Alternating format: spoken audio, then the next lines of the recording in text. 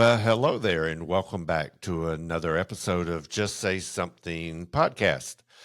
Before we get started, I want to make sure that you like, subscribe, and share, knowing that you can always find us wherever you find your favorite local podcast or your favorite podcast, period. So, I always say I have a special friend with us. And so we have another special friend.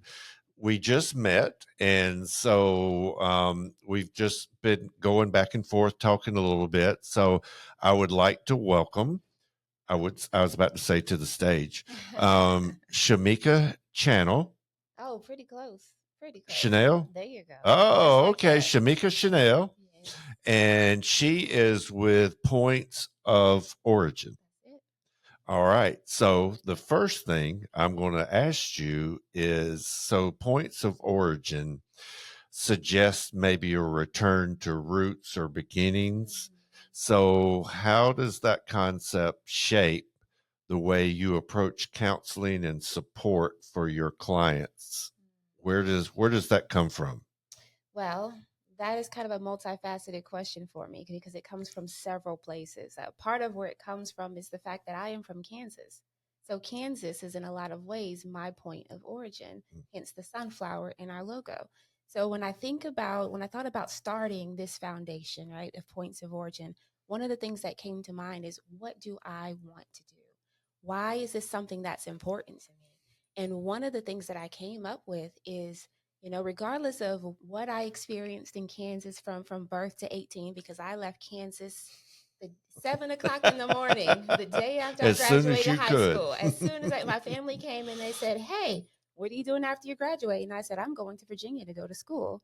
They said, "How you getting there?" I don't know, but I know that's where I'm going. They said, "Do you Okay. want to ride?" I said, yeah. I don't have anything packed. But Kansas is where I started, right? So, in honoring those first 18 years of my life and that story, I did not want to do anything other than integrate who I am as an individual. And Kansas is a big part of that. So, part of this, what we're talking about, what we're doing here is identity, right? Me being able to honor who I am in every single corner of my story. And so, when we talk about how do we bring that into our counseling space, every single client, person that we touch, we support them in being able to connect with their truth of identity, including those zany decisions. Like, it wasn't really zany. I'm here, right? I'm here now. Right. I've made lots of beautiful things of that decision.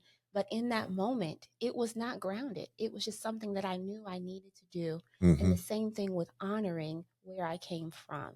And so we support our clients in even helping them to own their story and connect with the truth of their narrative so that they can very much so do a lot of the things that you and I talked about when we first met and started our conversation today.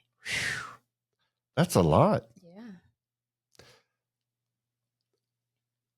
I'm trying to think of how to say this, but to go into yourself and to have that,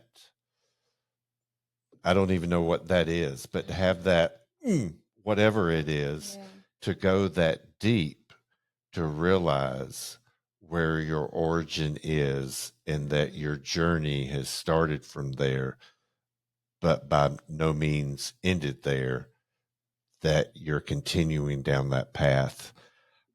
I don't know any scientific research, but I highly doubt a lot of people out there listening think that deep.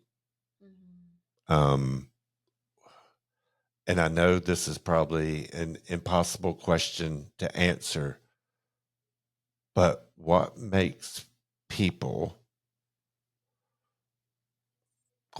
you go that deep? What drove you? What was that piece in you that said, this is what I'm going to do?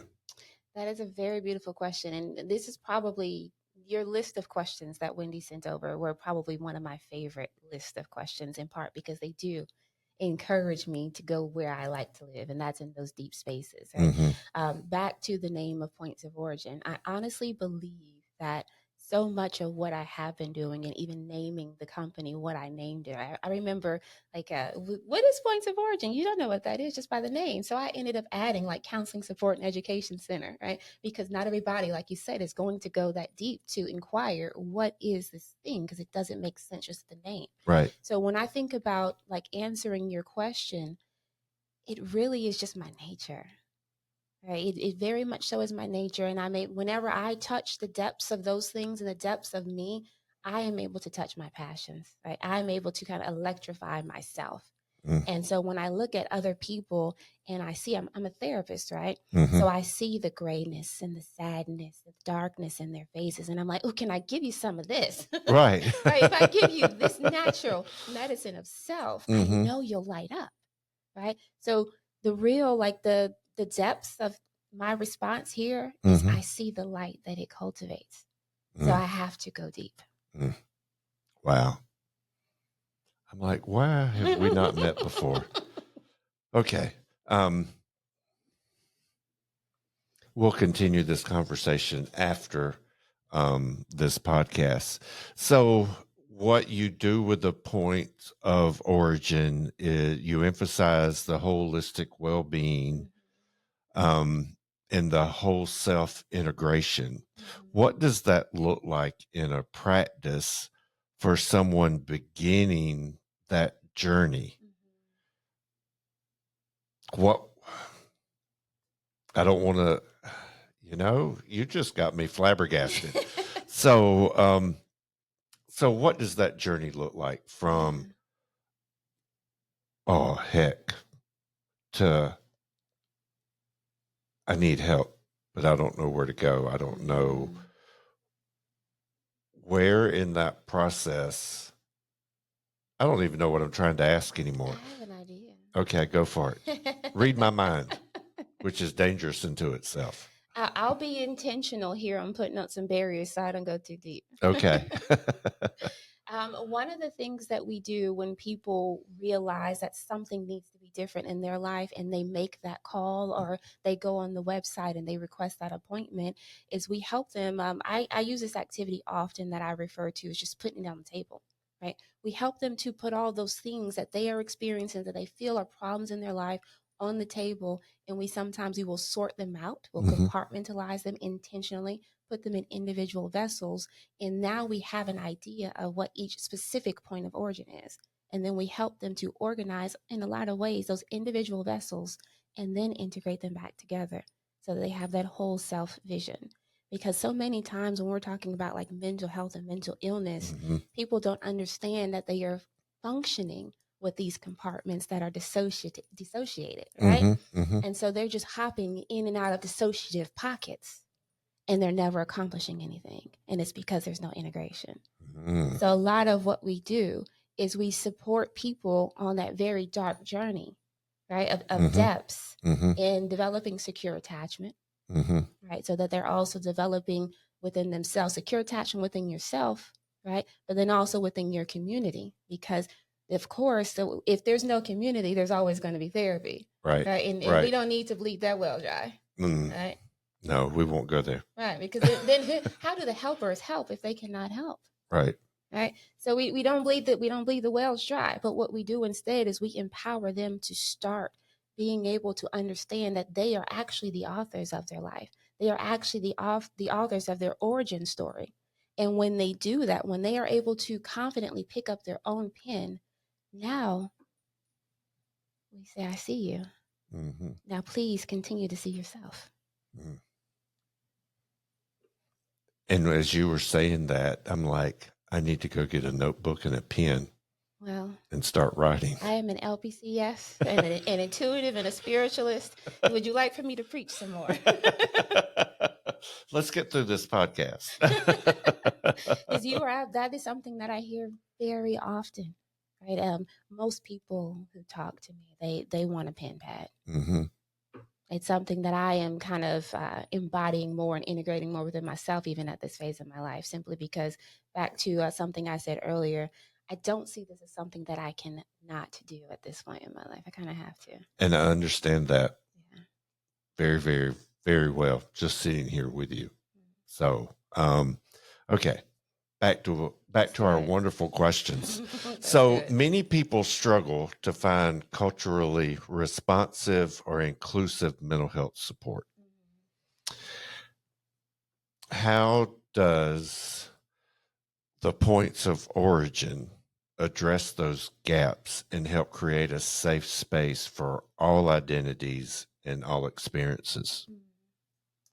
I keep hearing as you're like talking and asking me that question, come as you are.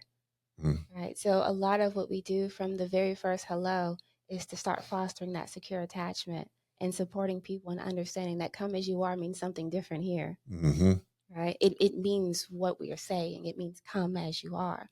And so we foster that within our team as well.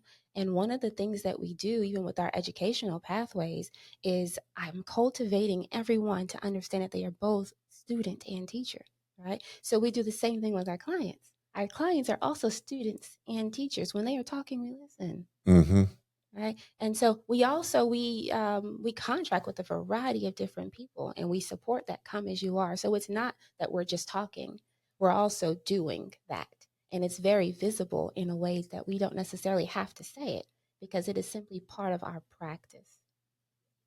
And then those sitting on the other side self-identify and see, I see where you're going. I see what you're trying to do. Yes. I see.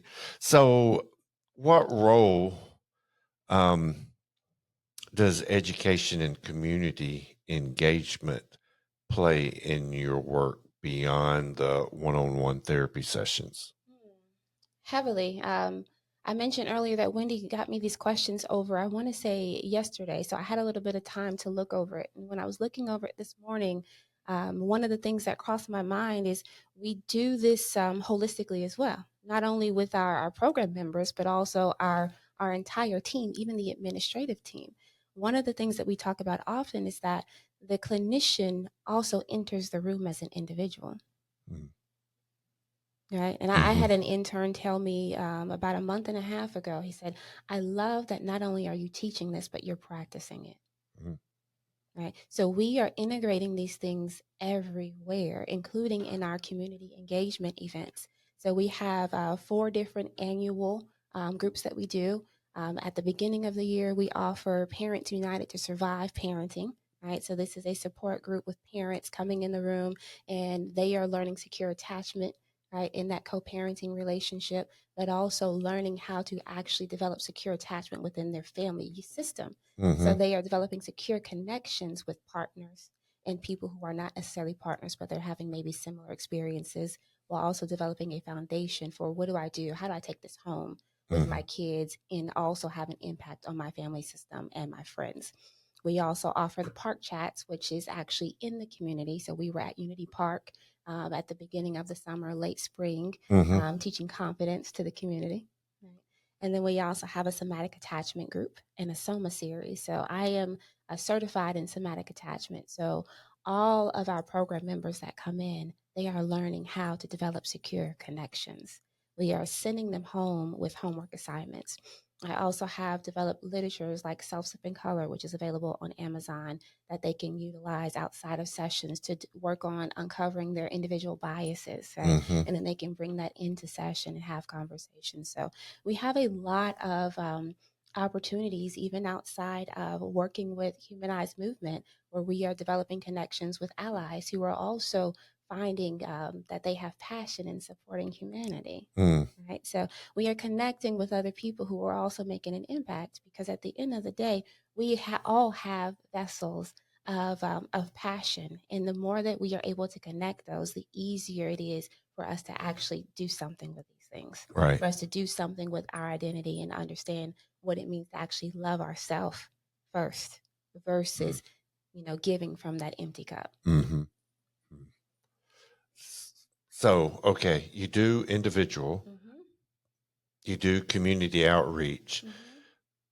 Do you do group sessions as Mm-hmm. part of your regular everyday business? What does that look like as far as the different opportunities for people to engage? Mhm. So we don't necessarily do group sessions as part of our regular. We do have the 4 groups that I mentioned. They are 6 to 8 week programs and they do run year round. Mm-hmm. So we have one of those per quarter. As far as them engaging with us outside of the office, we do have a lot of opportunities, including ERC calls, which is actually, it's an internal program, right? But it is where clinicians are able to actually contact and spend time with supporting clients outside of those individual sessions. Group wise, they are, of course, welcome to join us, but also welcome to join us in some of those partnered events. And we do support those year round and weekly. Mm-hmm. Okay. So for someone that's listening to our conversation today, and they may be hesitant, scared, because they don't know. What message or encouragement would you have for them at this point of where they are? Message of encouragement. What comes to mind for me is systems, right? The what you put in impacts what you get out, right? So the understanding that we are naturally already existing, and there's not necessarily anything wrong with how we're existing, other than the way that we don't necessarily like it, right? It's not what we want, right? So changing those things that we are putting in has an amazing impact on our output, or in this particular case, our experiences of life. So trying something new is important. Points of origin is something new. Therapy is something new, right? So being mindful of the fact that I get it, right? Things are difficult, and it's okay for them to be difficult. That difficulty more than likely has several faces. Right. How can someone else help you see a different face? And how can you right now condition yourself to be open to receiving the fact that maybe you don't have all the answers? But people expect everybody to have all the answers. That is a fallacy. Okay. I remember being young, and I think I've always been considered bright, right? And it's in part because I apply myself to learning. Right? How can you not be bright and know stuff if you're actually learning, investing in learning? Right? And so even though I know a lot of stuff, even as a kid, learning a lot of stuff and knowing more about so many other things than maybe my classmates did, I still had a thirst for more. Right? I ended up teaching myself and conditioning myself to understand that I will never know everything. So why am I lying to myself to say I'm supposed to know everything? Why? There's so many people that can help me, and they can hold things for me. So let me ask you this. Go for it. In your 18 years in Kansas, who was the one person that had the most impact on you? One person that had the most impact on me. There's so many people. If you just reach up and grab one, who would that be? First person that came to mind was Roxanne Whaley. She was my accounting teacher in high school. And I cannot say that I've ever had I felt like, oh, people aren't paying attention to me or they're not investing in me, but she did it differently. Miss Roxanne Whaley hopped around the classroom and she was, she let us know that, I have no idea how old she was, but I know that at that age she had kids that were like young adults, right?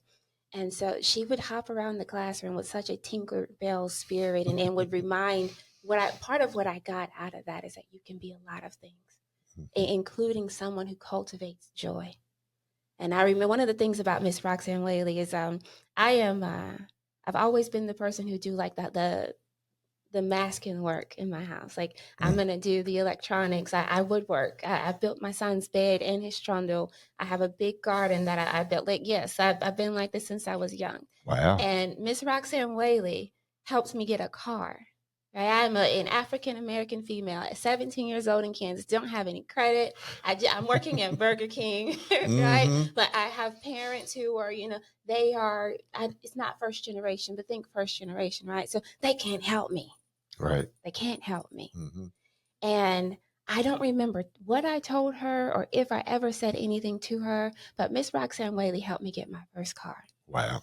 my teacher in high school helped me get my first car. And after I got that first car, I came outside and there was a toolbox sitting on top of my car that Roxanne Whaley put on top of my car. So it would be her. It would definitely be her. And as I'm saying that, I'm tearing up just thinking about like the beauty of like what I do now and pouring my heart and sharing my heart. Right. And in this question was not on the list. Right. So I didn't prepare Surprise. for that. But it speaks a lot to what I do. Right. And she reminded me, like just her presence is keep touching that. But it also should, hopefully would remind our listeners that when engaging with our young people, you have no idea what influence or what impact you will have on that child, whether they belong to you or not. I know for so many kids out there, they're searching for that person. Many people think, well, it should be their parents. Well, if you don't know where they're coming from, you can't say that. Yeah. I know for us, I always say we grew up like the Cleavers. Dad went to work, mom stayed at home. There were 4 of us though. And so I know that was not the normal for a lot of people. And I realized that. And so knowing that, seeing the different faces of people that I encountered along my path, not everyone has the same experience. And so that was just a little for the adults out there listening. And one thing we try to get across is no matter where you are, no matter what you're doing, kids are watching. Yes. Kids are watching. I want to say this because this came up for me while I was listening to you sharing just then. One of the things that I see and that I really, really hope that the listeners will get is that it's never too late to pour into yourself. It's never too late to grow past those pain points. And when you're thinking about like there's so many like adults who feel, slighted for having taken care of a family of 4 kids and now they don't have a connection to those 4 kids. And in so many of those situations, what the kids are really asking for is that the parent grows up too. Right. That they pour into themselves. So maybe you're not comfortable or you're not feeling safe, you're not feeling confident. But in so many spaces, I've seen it time and time again in my life, what you want is on the other side of that discomfort. So move through it. And so in our classes that we teach, part of it is telling your child that you love them. Yeah. A lot of parents are like, well, they know that. Well, have you ever told them? Well, no, but they know I do. My kid hears it like 20 times a day. Like 20 times a day. But for most parents, that's not an everyday thing. Yeah. So yeah, there's just so much. So as we wrap this up, because I feel like we could probably go on for quite a while. So as you look at your clients, what age span, how young and how old are you and your team equipped to work with? So I worked for many years in a level 6 facility with little ones. So I have all the comfort and confidence in training and working with 2 down to age 2. But that is not our current population. Right now, our current population is 8 up. We have worked with many of people who are aging as well. We have a client right now who is 84 and she's in therapy because, again, it's never too late. Right. Right. So how can people get in touch? How can they reach out? We've actually made it very easy. pointsoforigin.net. You can send us an email from pointsoforigin.net. You can also request an appointment from pointsoforigin.net. Pointsoforigin.net. You can find our social medias on there, also our community events and engagements. There are also some links to some allies on there as well if you're looking for something else and you want to get an idea of, has this company been vetted? We are working on also growing that list, but there are resources online at pointsoforigin.net. Okay. Well, Shameka Chanel, thank you for coming in today. Thank you for sharing. Probably more than you normally do, but then again, I don't know. But thank you for sharing with our listeners. And pointsoforigin.net is the website. And so thank you very much for being with us. And I look to having you back sometime in the future. So that will do it for another episode of Just Say Something podcast. Remember to like, share, and subscribe, and we will see you next week. Until then, have a good one.